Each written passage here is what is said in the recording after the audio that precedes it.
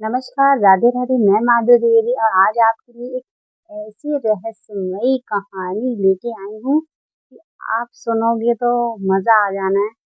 अब ये कहानी कोई ऐसी वैसी कहानी नहीं है, सच में ऐसा भी हुआ है। पुराना घर, वो भी गांव का टूटा हुआ, उसमें उसमें एक ऐसा सस्पेंस छुपा हुआ है कहानी में कि ट्विस्ट कहानी का इतना बेहतरीन होने वाला है कि आप बस यही कहेंगे कि हाँ, सुनते जाएं, सुनते जाएं, सुनते जाएं। तो ये कहानी एक गांव की कहानी है जहाँ पे एक बहुत पुराना घर होता है।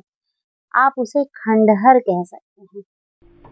खंडहर बहुत पुराना घर होता है और उस घर में कोई भी जाने को राजी नहीं होता। इनफैक्ट वहां पे अजीब अजीब तरह की आवाजें आती हैं भाई। हाँ, जैसे दरवाजा खटकने की, कुंडी लगने की, ऐसी ऐसा लगता है कोई खिड़कियां अपने आप खोल रहा है, बंद कर रहा है।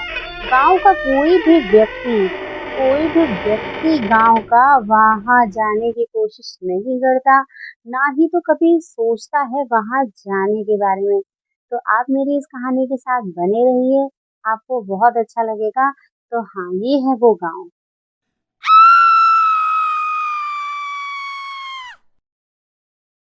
जैसा कि आप लोगों ने देखा, गांव का दृश्य है और ये गांव का घर है।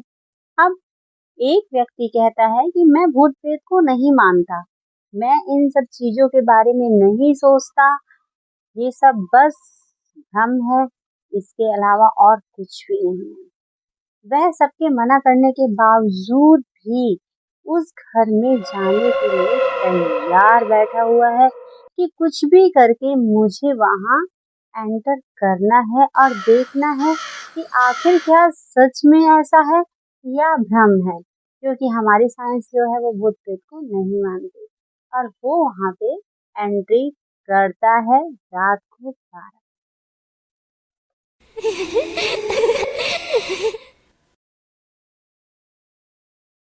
जैसे ही वो वहां एंट्री करता है, वो क्या देखता है? वो देखता है कि काफी पुराना घर है, तकरीबन 100 साल से भी ज्यादा का। चीजें इधर उधर पड़ी हुई हैं, अस्त व्यस्त हैं चीजें। और घर में बहुत अंधेरा है, थोड़ा उसे डर भी लग रहा है।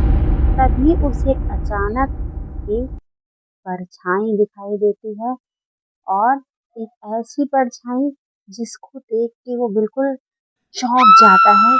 अब ये परछाई किसी चीज का संकेत उसे दे रही है या उसका भ्रम है, ये हम आगे जानेंगे। ये जानने के लिए आप हमारी स्टोरी के साथ बने रहिए।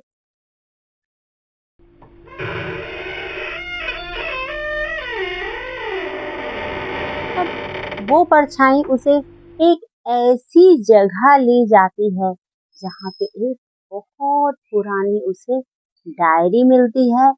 उस डायरी में लिखा होता है कि ये जो गांव वाले डरते हैं इस घर में आने से, आखिर क्यों डरते हैं? इस कहानी में हम ये जानेंगे कि जब रात को हवाएं चलती हैं और घर बहुत पुराना हो जाता है, तो हवा से खिड़कियां जो ढक ढक करती हैं, दरवाजों की चू ऐसा साउंड होता है, तो इससे लोग सोचते हैं कि ये कोई भूतिया घर है। लेकिन हाँ, ये भी सच है कि पॉजिटिव है तो नेगेटिव भी है। आखिर वहां पे उसको शैडो देखी, उस शैडो को देख के वो दंग रह गया और आगे की ओर बढ़ता हुआ उस डायरी को पढ़ रहा है। और वो डायरी एक खजाने की ओर संकेत कर रही है कि हाँ, मैं कुछ बताना चाहता हूँ तुमसे, कुछ कहना चाहता हूँ मैं तुमसे, मेरी कुछ इच्छा रह गई है अधूरी, मैं बोलना चाहता हूँ तुमसे।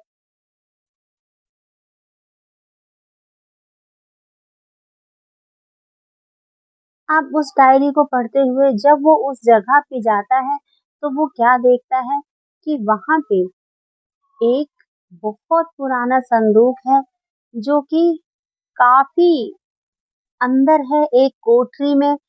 उस कोठरी में जहाँ पे दो सांप बैठे होते हैं उस संदूक पे, किसी तरह वो साँप हटते हैं और वो संदूक जैसे ही खोलता है, उसमें उसे बहुत सारा खजाना मिलता है।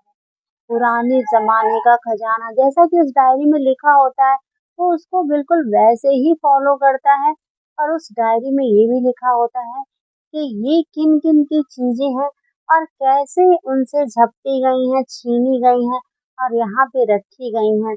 मेरी इस डायरी से मैं यही कहना चाहता हूँ कि आप वहाँ जाइए, जिन-जिन की ये चीज़ें हैं, सबके नाम इस डायरी में हैं।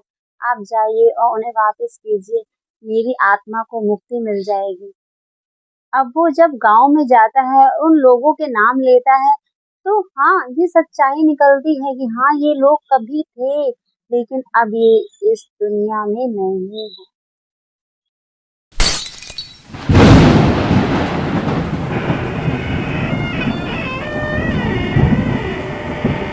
फिर वो क्या करता है, उनके परिवार के सदस्यों से पूछताछ करके पुलिस को बुला के खुद वो चीज़ें उनको दे देता है और जो चीज़ें जो व्यक्ति ही नहीं थे दुनिया में जिनकी वो चीज़ें हैं, उनको सरकार जब्त कर लेती है।